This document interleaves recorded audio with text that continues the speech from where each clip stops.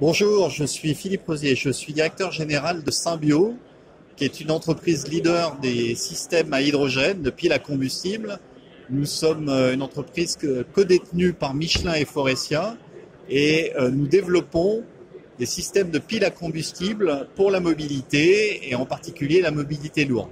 Alors, expliquez-nous comment ça marche justement. Voilà, alors vous êtes devant notre système qui est la pile à combustible, qui en fait est une sorte de moteur interne qui produit de l'électricité à partir d'hydrogène.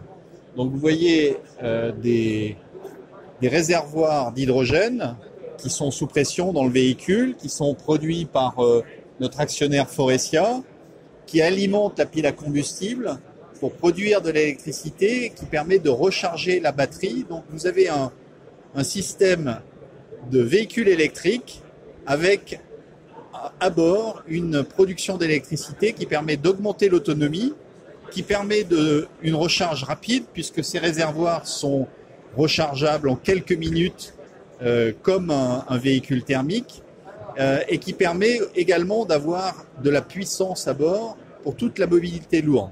Donc ces systèmes aujourd'hui fonctionnent dans des bus, fonctionne dans des véhicules utilitaires. Nous lançons à la fin de l'année avec Stellantis les premiers véhicules utilitaires au monde avec un système hydrogène et nous travaillons sur des systèmes pour les poids lourds avec à peu près une puissance qui est 4 fois cette pile, donc 300 kW, qui permettront d'avoir à l'horizon de 2025 des poids lourds hydrogène qui auront toutes les caractéristiques, toutes les qualités d'usage des véhicules thermiques actuels. On imagine que pour un poids lourd, vous devez avoir un moteur électrique beaucoup plus important, mais ma question c'est, est-ce que la pile à combustible est plus importante ou plus grosse que celle-ci sur un poids lourd ? Alors, la pile à combustible sur un poids lourd est à peu près 4 fois plus grosse que celle-ci. Donc, il faut effectivement la puissance. Et c'est tout l'avantage de la pile à combustible par rapport à la technologie tout électrique. Sur un 44 tonnes, il faudrait des batteries de l'ordre de 10 tonnes pour arriver à avoir la puissance nécessaire. Donc, la possibilité que donne la pile à combustible, c'est d'avoir la puissance dans un environnement beaucoup plus restreint, donc avoir une forte densité sous le capot et d'avoir une petite batterie qui permet de faire l'appoint en demande de pointe ou tout simplement pour récupérer de l'énergie au freinage. Donc vous avez le meilleur des deux mondes. Vous avez le véhicule électrique avec évidemment zéro émission et vous avez toutes les caractéristiques de puissance, d'autonomie, de recharge rapide du véhicule thermique grâce à la pile à combustible. D'accord. Donc ce qui veut dire que cette solution-là, c'est une solution qui est sur le point d'arriver. Il y a encore peut-être quelques années de travail, mais c'est quelque chose qui va se démocratiser de plus en plus. Absolument. Alors cette solution, ce moteur-là, cette pile-là, elle est aujourd'hui utilisée dans des bus. Vous avez des bus qui circulent partout dans le monde avec ce système-là. Dans les véhicules utilitaires à la fin de l'année, nous avons fait des rétrofits sur des Kangoo ces 5 dernières années, donc il y a à peu près 500 véhicules qui fonctionnent comme ça. La technologie poids lourd, elle va arriver sur le marché progressivement entre l'année prochaine et 2025.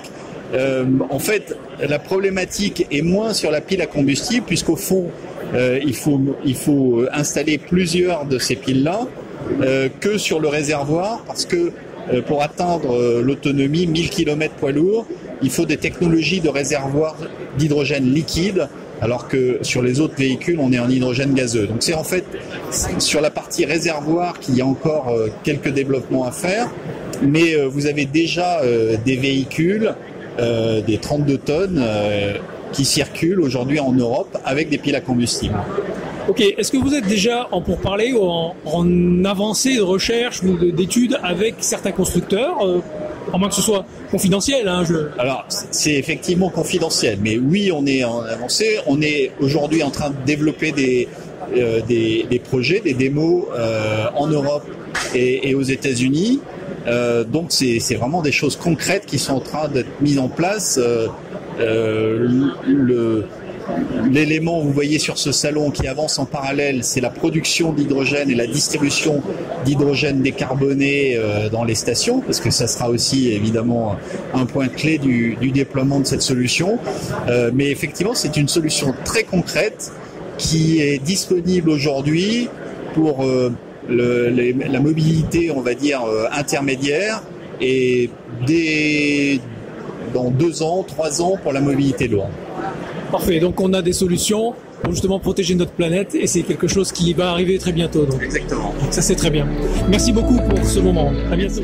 Vous êtes un constructeur, un équipementier, un distributeur de pièces ou de véhicules, un loueur, un financier ou tout simplement un acteur du TRM et vous souhaitez communiquer et laisser une empreinte à vie sur votre société ou sur un produit? Cet espace est disponible pour vous. Vous toucherez directement votre cœur de cible, les acteurs du TRM. Contactez-nous sur la chaîne du TRM@gmail.com.